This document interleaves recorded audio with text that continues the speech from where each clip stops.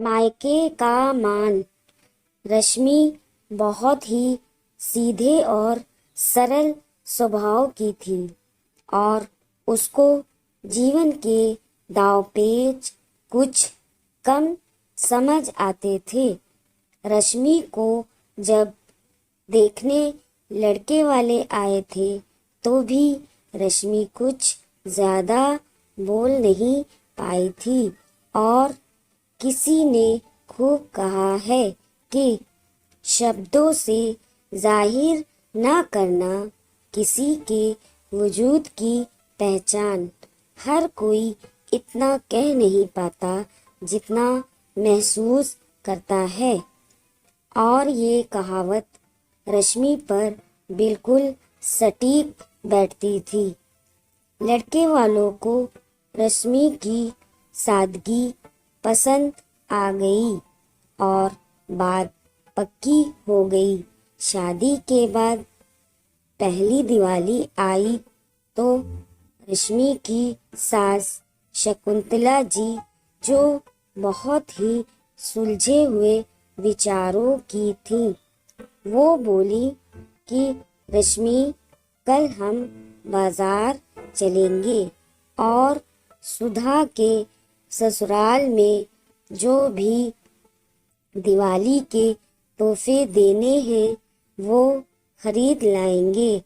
पहले मैं अकेली जाती थी, अब मैं तुम्हारे साथ जाऊंगी।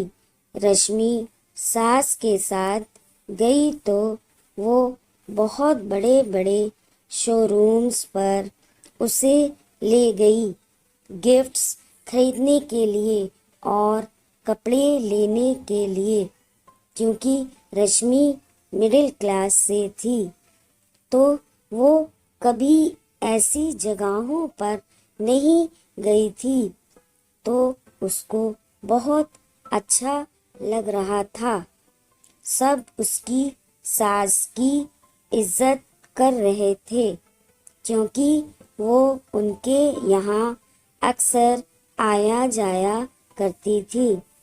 जहाँ ये सब रश्मि को अच्छा लग रहा था, वहीं उसका दिल बैठा जा रहा था कि उसके मायके वाले इन सब की बराबरी कैसे करेंगे, क्योंकि दिवाली के बाद भैया दूज थी और जब उसकी ननद के लिए इतना सब हो रहा था तो उनको भी शायद उम्मीद हो जाए।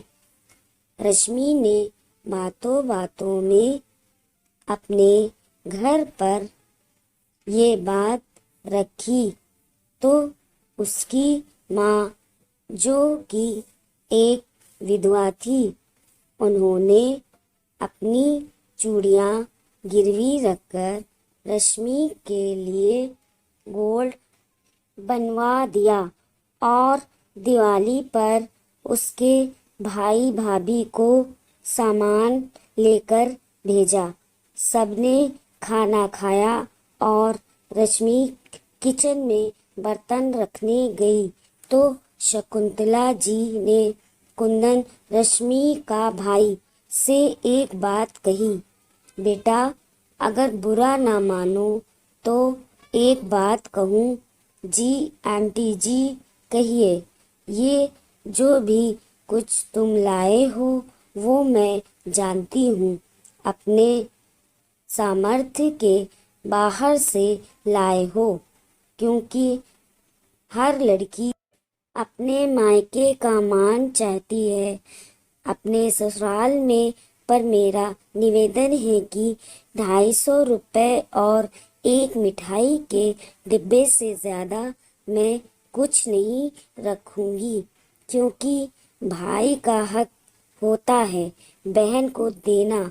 इसलिए ये शगुन और तुम दोनों का प्यार हमेशा मीठा बना रहे, इसलिए ये मिठाई काफी है।